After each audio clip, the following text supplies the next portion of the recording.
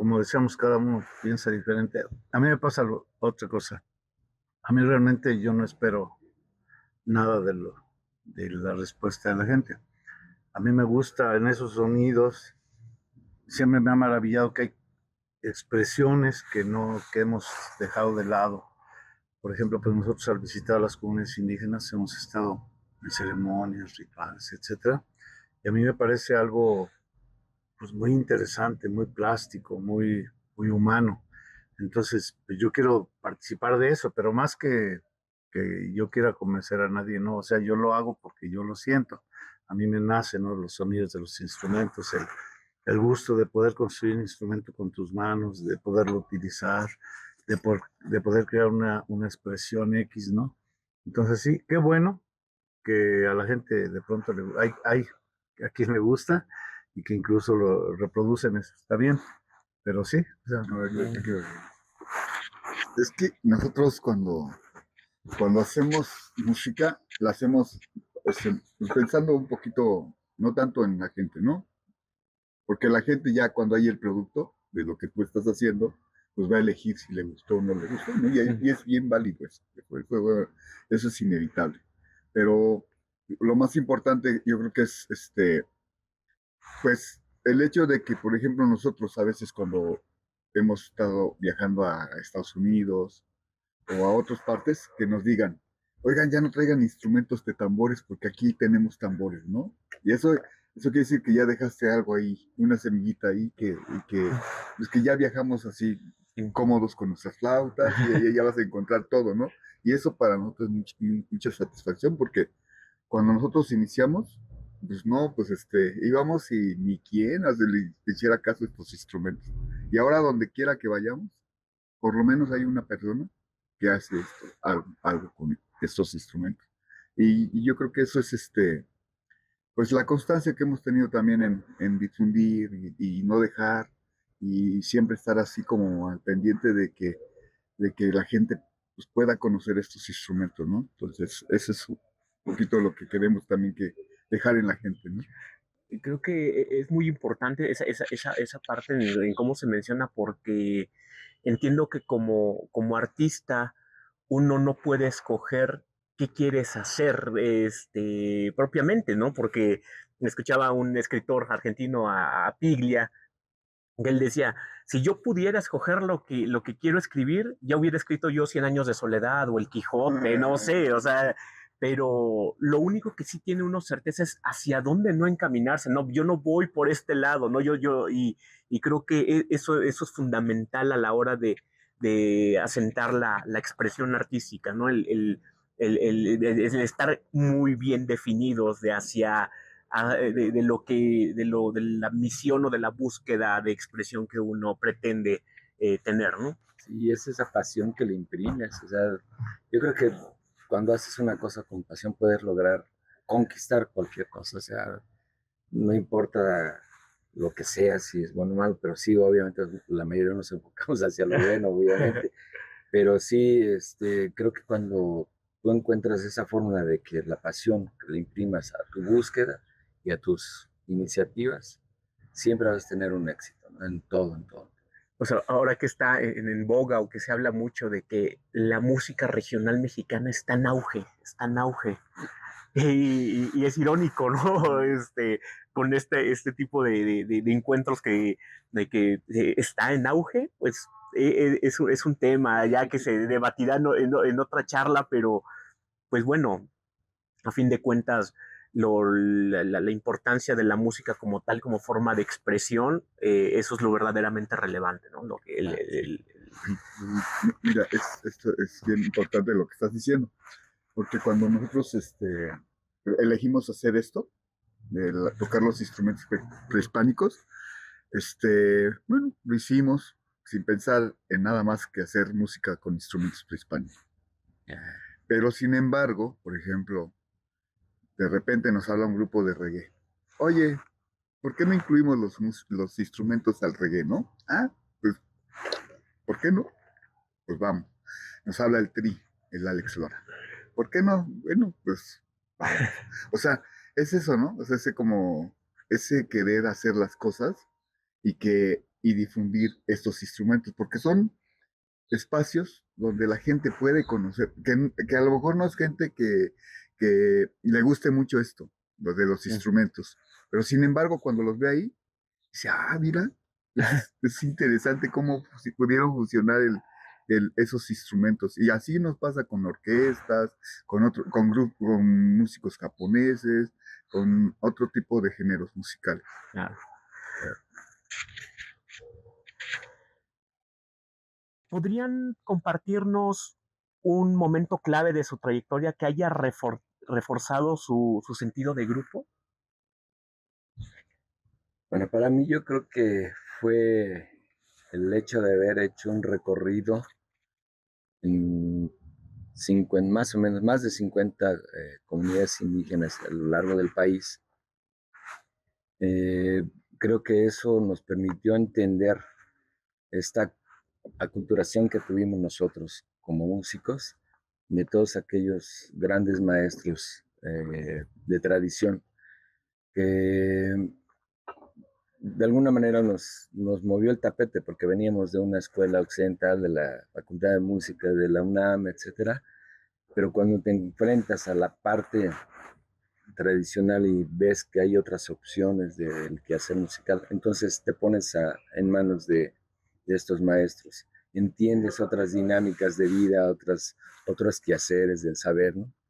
Y eso creo que nosotros lo entendimos muy bien y hasta decimos a veces que nos indigenizamos, ¿no? Porque sentíamos la necesidad de tener esa sensatez que tienen estas gentes de darle la vida orgánica o la naturaleza orgánica del quehacer, ¿no?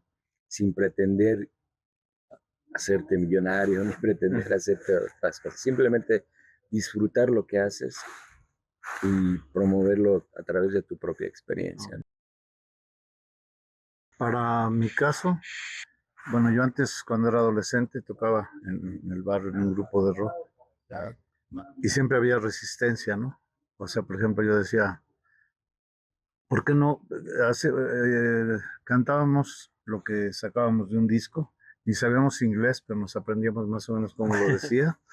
Y yo decía, es que a mí no me gusta eso, o sea, ¿por qué no componemos nuestras propias canciones y las cantamos en español para que la gente nos entienda? Y los compañeros decían, no, pues es que el rock nació en inglés y debe ser en inglés, ese es su contexto. Rock en español sería como mariachi en inglés, no cuaja, ¿no? Entonces, a mí lo que me gustó del grupo pues, es que no hay resistencia, o sea, lo mismo, como digo, buscamos la música del México profundo y buscamos cualquier expresión, o sea, lo mismo hemos usado un balafón africano que un instrumento hindú, que un instrumento europeo, el que sean los instrumentos de México. Claro que les damos prioridad e importancia a los de México porque eran los más desconocidos. Cuando trabajábamos en el museo, teníamos una presentación que llamamos, bueno, todavía la tenemos, que se llama Museo Vivo, en donde presenta los instrumentos, sus cualidades sonoras, etcétera. Y la gente llegaba al público y nos preguntaban si esos eran instrumentos sudamericanos. Nadie los conocía. Estuvimos 10 años en el museo. Ya para el final, gente que había ido muchas veces, a veces decía, por ejemplo, algunos se habían hecho maestros. ¿Me deja explicar a mí a los alumnos? Y ya se sabían la información y ya había evolucionado ese conocimiento. En mi caso, a mí me tocó la última etapa donde ellos hicieron el recorrido por todos los grupos étnicos en el país. Y en una de esas idas al campo, recuerdo que fue en Tenango de Doria, en Hidalgo, a mí me tocó ver una escena de un músico sonajero que llegó y dijo, yo voy a tocar la sonaja. Y ya, pues está bien.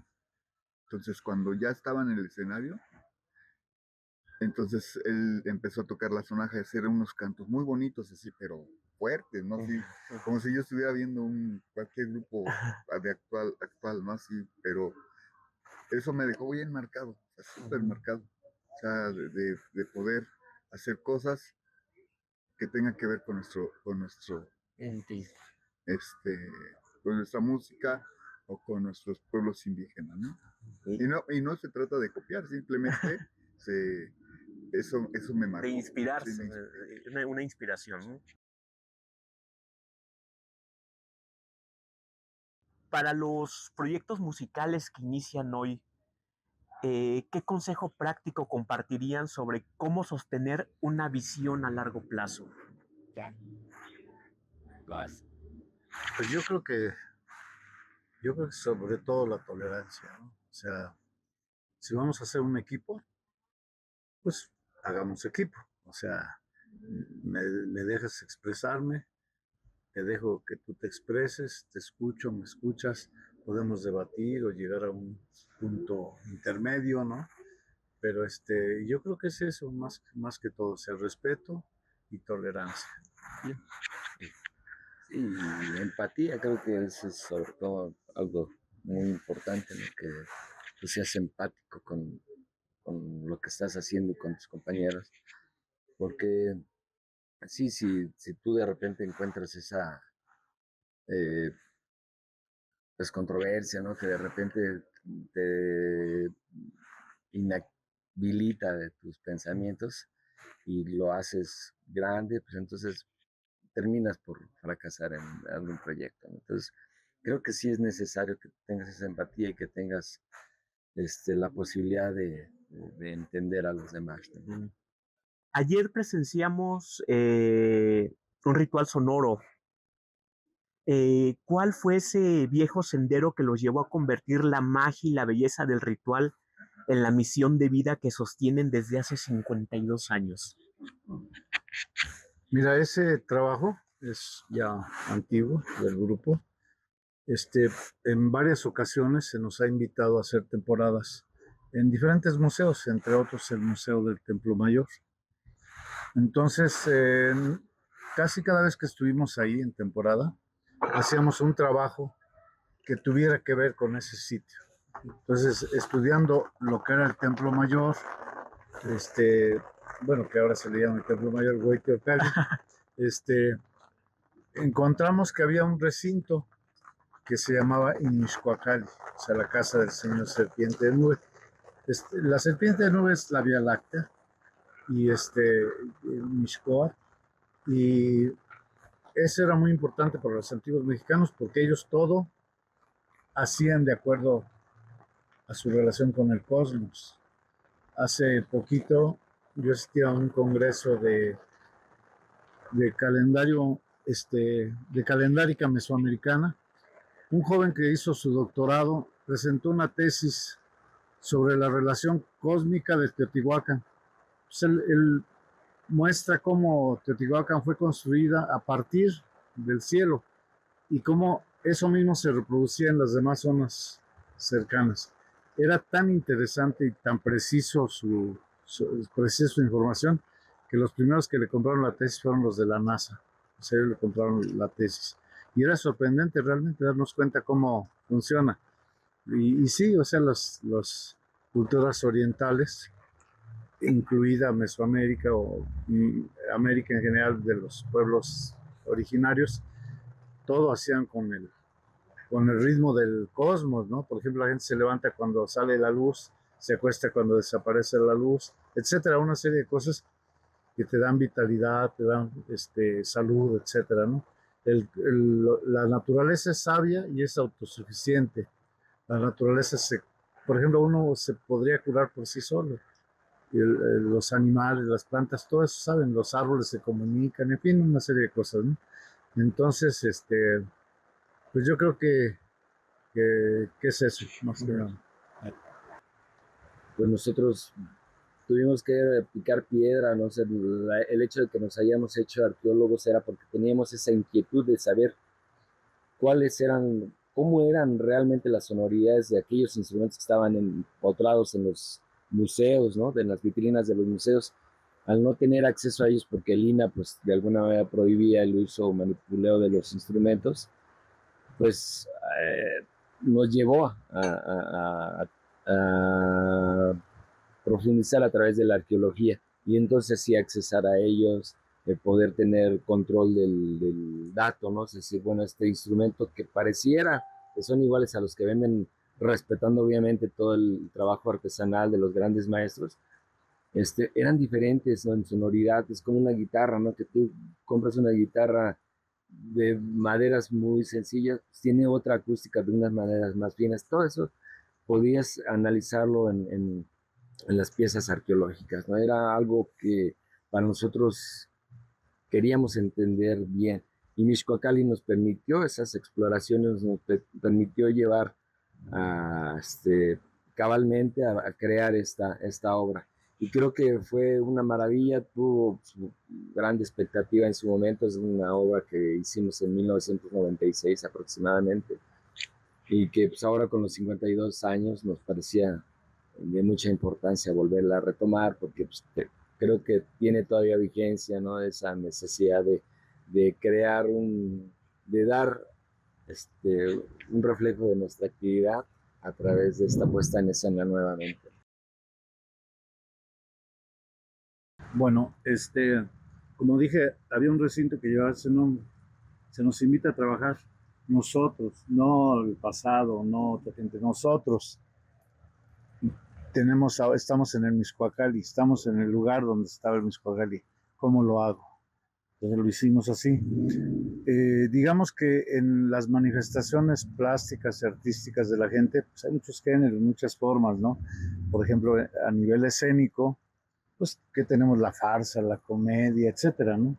Bueno, pues yo conviviendo con las comunidades indígenas, algo que me maravillaba eran las ceremonias, los rituales, todo eso.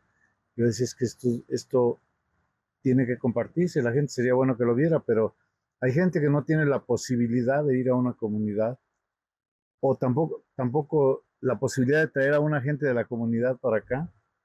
Bueno, ¿por qué no lo usamos como si fuera digo, tal como es un género y lo reproducimos? Entonces, estamos reproduciendo un ritual a partir de nuestras necesidades, de nuestra cosmogonía, de nuestra visión del mundo. No estamos falseando nada, no estamos tratando de engañar a la gente, ni... No, o sea, somos verídicos. Lo que estamos mostrando es lo que nosotros hacemos como una ceremonia, ¿no? Entonces, mira, un día alguien nos invita a hacer un atado de tilmas, que es la ceremonia matrimonial antigua. Es una ceremonia social para manifestar a la comunidad que vas a formar una nueva familia. Entonces, digamos que en la época de la colonia, pues mucha gente, algunos indígenas, algunos europeos, dejan testimonio de muchas de las prácticas ceremoniales antiguas. Entonces, a partir de eso, nosotros decimos, bueno, mira, nosotros no nos dedicamos a eso, pero si tú tienes el gusto de que se haga algo así, lo vemos. Entonces, lo estudiamos y adecuamos esas pláticas. Los antiguos mexicanos, se transmitían la información a través de la tradición oral. Y a esas pláticas le llaman Huehuetlatoli, la palabra de los mayores. Entonces, y te digo, mucha gente se dio a la tarea de dejarlo por escrito. Entonces hay varias versiones, las estudiamos y hacemos nuestra versión para la gente que nos está invitando en este momento, en esta época. No estamos tratando de ir al pasado. Entonces, por ejemplo, si dice en el Huehuetlatoli, dice, la mujer vendrá con su metate y su petate y su comal, ¿no? No, pues nosotros decimos, la mujer vendrá con sus seres de trabajo. O sea, es para alguien de esta época, de este momento, Claro. ¿sí? Sin cambiar el sentido de lo que dice, lo adecuamos a las necesidades actuales. Y así la semana de ayer, todo lo que hicimos es, estamos jugando con los sonidos más pequeños. Desafortunadamente, la persona que estaba en el audio no tiene mucha información de cómo captar esos sonidos. De hecho, hubo unos que no captó para nada. Pero como antes lo hacíamos, eso lo hicimos en el Templo Mayor y era acústico, no había micrófonos y la gente estaba alrededor de nosotros. Entonces, la gente no solamente tenía sonidos, tenía olores, tenemos muchas hierbas ahí aromáticas y mucho de lo que hacemos mientras lo está sonando, por ejemplo, unas hierbas que estás azotando, al tiempo que estás haciendo un ritmo, estás soltando un perfume, ¿no? Entonces, todo eso forma parte del contexto. Y por ejemplo, bueno, sí tratamos de que la gente escuche eso en idioma náhuatl, uno de los idiomas, bueno, como el hegemónico, por decir de alguna manera, ¿no? Entonces, muchos de los textos que hacemos son antiguos, que nosotros les pusimos melodía, porque se recupera el texto, pero no dice cómo se cantaba, pues nosotros le hacemos nuestra versión, ¿no? Y así todo lo que hicimos. Octavio Paz nos dice que poesía y magia nacen de la misma búsqueda. Cuando ustedes tocan, ¿qué vínculo encuentran entre esa magia musical y la tradición que desean preservar? Bueno, pues mira, hoy sobre eso es un mundo nuevo, muy amplio, que está abriendo sus puertas. Entonces, pues, no sé, o sea, a partir de Einstein, que habla de la física cuántica y nos da otros mundos, ¿no? Que curiosamente en Asia y en Mesoamérica mucha de esa información se conocía. Por ejemplo, nosotros hemos visto en las comunidades gente que hace cosas maravillosas solamente con el pensamiento, solamente con un acto ceremonial o ritual, ¿no? Llevar al pensamiento colectivo algo. Entonces, hasta ahí se veía como charlatanería, como algo que no era real. Pero a partir de la física cuántica, mucho de esto se ha visto que no es imaginario, existe, ¿no?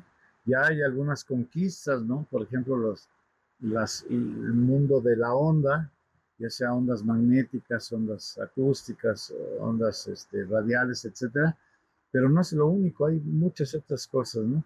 Entonces, en realidad el universo es súper complejo, el universo exterior, como el microuniverso, ¿no? Pues además de que creo yo que hay ramas del conocimiento que todavía están por entenderse, están inexplorables, que apenas se deja ver un poquito, ¿no? Por ejemplo, esto que mencionabas de los graniceros, que en realidad pues nosotros pues, no tenemos esa capacidad, o sea, honestamente no tenemos la capacidad de atraer o alejar la lluvia, aunque se dan las... ¿Será o no será? O sea, ese pequeño parteaguas es el que te queda así como con el ánimo de saber si efectivamente puedes tener control sobre ello, ¿no? Creo que si eso se llegara a suceder, sería una maravilla, ¿no? Porque entonces tú, a partir del sonido, podrías eh, hacer actividades que hasta el momento pues están solamente en la mente, ¿no? De curar con la música, curar con esto, entonces sí te puedes declarar como alguien que cura con el sonido, ¿no? Pero hasta el momento pues yo siento desde mi perspectiva que eso pues son a veces hasta menciones sacadas de la manga, ¿no? Pues yo puedo curar el cáncer con tales sonidos, tales frecuencias y todo eso. La musicoterapia a lo mejor por ahí empieza como que a atrapar algunas esencias, algunas cosas.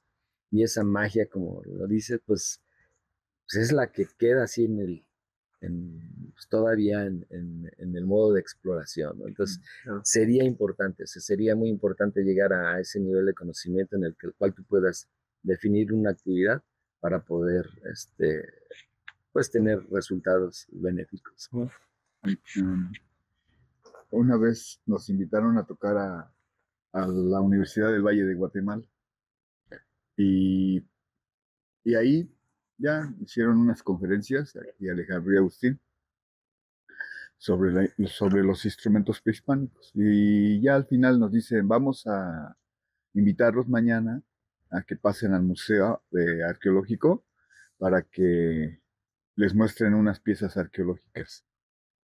Pasamos al museo, llegamos ahí, dice un joven, no pueden tocar nada, yo no soy músico, pero sin embargo a mí me dieron la tarea de que les mostrara los instrumentos.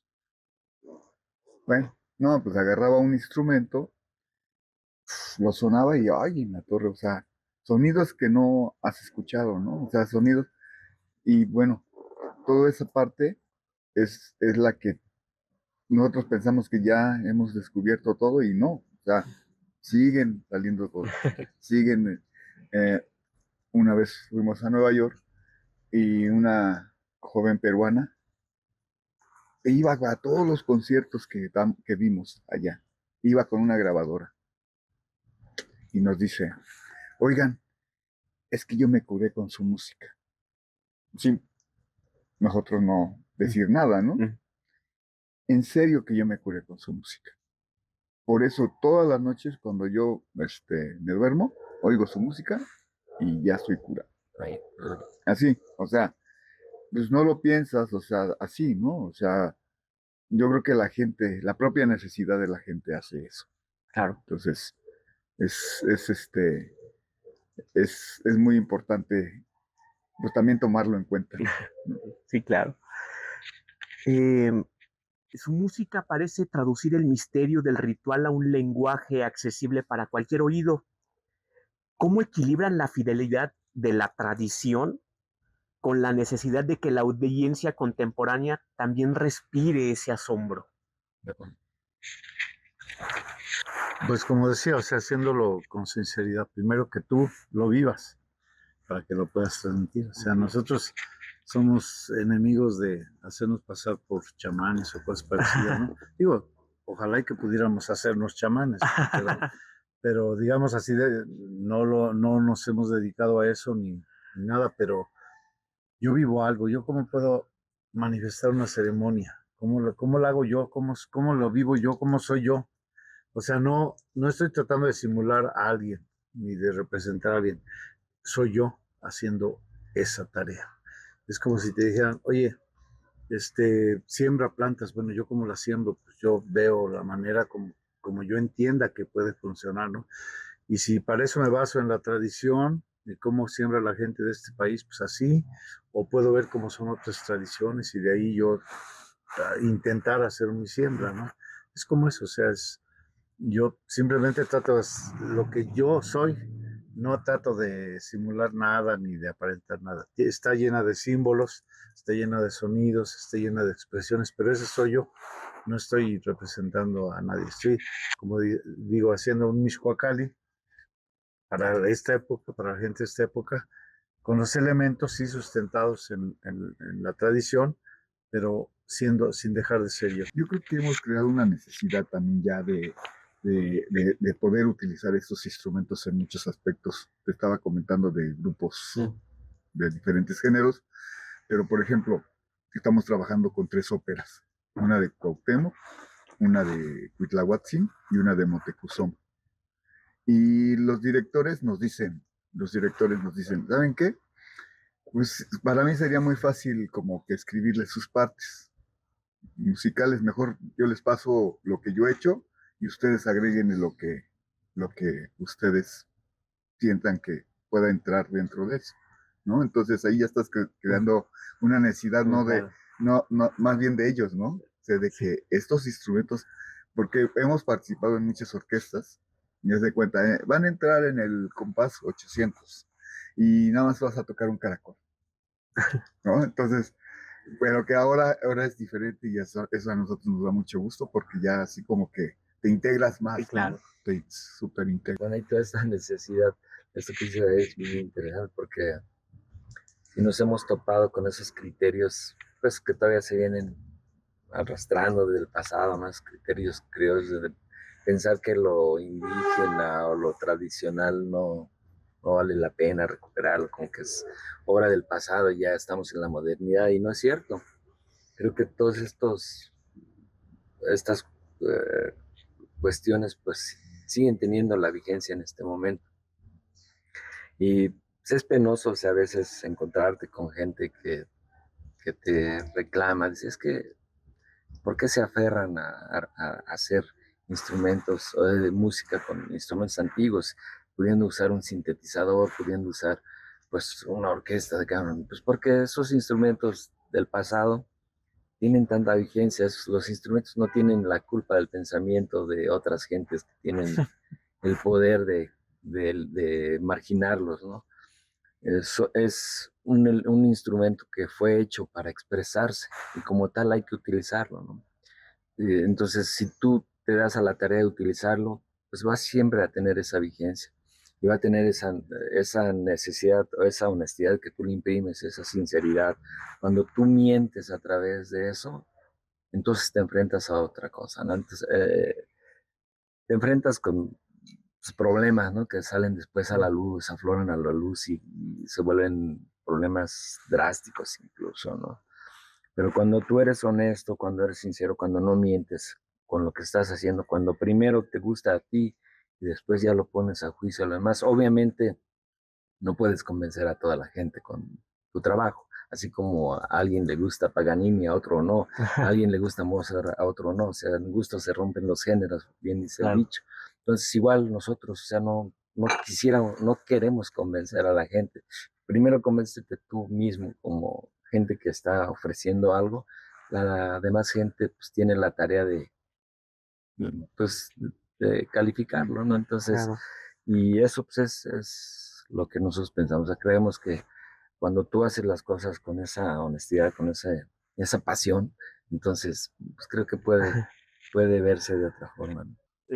Quisiera adentrarme en un terreno más filosófico. Decía el maestro Luis Villoro, en paz descanse, y lo voy a citar textualmente. Todo lo insuscitado y singular, lo sorprendente y extraño rebasa la palabra discursiva. Solo el silencio puede nombrarlo. La muerte y el sufrimiento exigen silencio. También el amor y la gratitud colmada precisan del silencio. Porque así como en la música el silencio está escrito en el pentagrama, solo el silencio puede mostrar la pura presencia del mundo inexpresable por la palabra. El maestro Villoro explica que la música alcanza su sentido cuando abre paso al silencio, el único capaz de mostrar lo que las palabras y los sonidos no abarcan. Eh, Su música parece guiar al oyente hasta ese umbral. ¿Cómo consiguen que después de cada nota el silencio permee la mente del público y complete la experiencia sin romper la fidelidad de la tradición o de lo que están haciendo? Bueno, pues yo creo que el silencio es perceptible. O sea, no hay nada, pero percibo que no hay nada. ¿Sí? O sea, no hay sonido, pero percibo que no hay sonido. Y entonces, por lo tanto, pues también es un elemento en la plástica sonora. O sea, tú haces algo y de pronto dices, aquí necesito el silencio. Eso es como un sonido. Digo, no suena, es la ausencia, pero esa ausencia se necesita ahí. Es como dejas un agujero en la pared porque es una ventana. O sea, ahí no hay pared, pero por ahí entra la luz. Por ahí, o sea, no hay nada, ¿no? Por ahí por ahí puedes ver. Entonces, también el silencio en la música, pues es parte de la composición. O sea, de pronto necesitas ese silencio, porque además eso, mira, por ejemplo, en teatro, cuando haces un movimiento, se dice que si tú la velocidad que tú te muevas es como se le considera la fuerza de la expresión. Si tú te mueves rápido, estás hablando con tu cuerpo muy fuerte, perdón, muy suave, pero si tú te mueves lentamente, estás hablando fuerte. O sea, si tú quieres que la atención de la gente venga a lo que está haciendo, lo haces de manera muy lenta. Eso hace que toda la gente ponga su atención en lo que estás haciendo, ¿no? ¿Por qué se mueve así? ¿Por qué haces es más o menos lo mismo, pero acá con sonido o sonido más leve o silencio. Yo lo entiendo como nosotros llegamos aquí a cosas, elegimos cosas porque, bueno, aparte de que su familia de Usín es de aquí, la familia de nuestras esposas son de aquí, yo lo entiendo como que nosotros empezamos a trabajar con los jóvenes aquí, en Mireya de Pozos, y nunca les dijimos, pues mira, vamos a hacer los instrumentos porque va a pasar esto. No, simplemente así, en el silencio, fuimos poco a poquito, poco a poquito, poco a poquito. Y logramos esto, ¿no? O sea, lo que nosotros a lo mejor tampoco pensábamos que iba a pasar, ¿no? Entonces, es silencioso, es un camino silencioso y sin mucha ambición, sino simplemente dejándolo como pasar. Bueno, el silencio es necesario, es parte de este fenómeno dual, ¿no? Es como un rayo. Por ejemplo, ahorita estamos en el silencio de la presencia de un rayo, pero cuando de repente el rayo cae cerca de ti, es un estruendo que lo único que necesitas es el silencio. al momento, dices, ¿qué va a pasar? Han pasado ahora que están los aguaceros en este momento. Cuando cae un rayo es ese sonido que te cautiva, pero te crea una sensación, ¿no? Que en ese momento lo único que quieres, sí lo disfrutas incluso, pero si está muy cerca de ti, entonces lo primero que dices, ay, pues ya, ¿no? Que se acabe, que se Claro. acabe.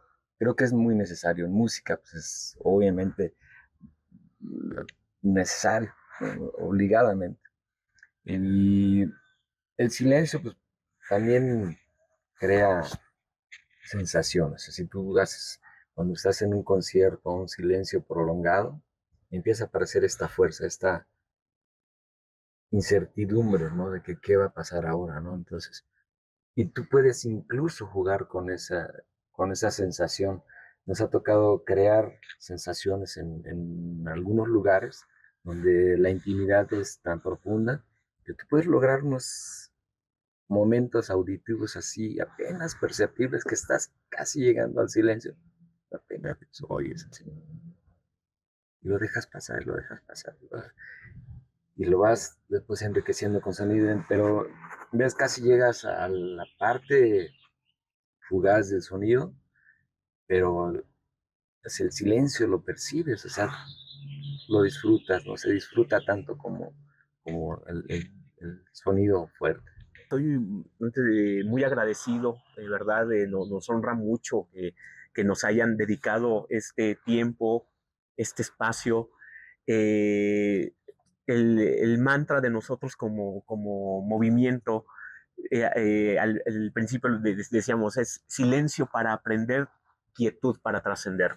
Era demasiado largo como para atenderlo, entonces nos quedamos con esta cuestión de quietud para trascender, porque tenemos esta filosofía de que del silencio a la comunión hay un camino: silencio, quietud, serenidad, armonía, sincronía, sintonía y comunión, cuando nos hacemos común a todo. Y de verdad, en este espacio, en este instante, creo que toda este engramaje de entre la lluvia, el evento, el arte, la cultura, eh, la dicha, no puedo describirlo con otra palabra que no es esa precisamente de sentirse en comunión. Y de verdad les agradezco mucho su presencia, sus palabras, su tiempo y la gran aportación cultural que le han dejado a este mundo. De verdad estamos muy honrados de que nos hayan prestado este espacio de su tiempo para compartir su sabiduría con nosotros. No, pues nosotros agradecemos que hayas puesto atención en nosotros, ¿no? Eso es un privilegio y nos sentimos privilegiados y agradecidos. Muchas gracias. Pues, ¿qué más decir?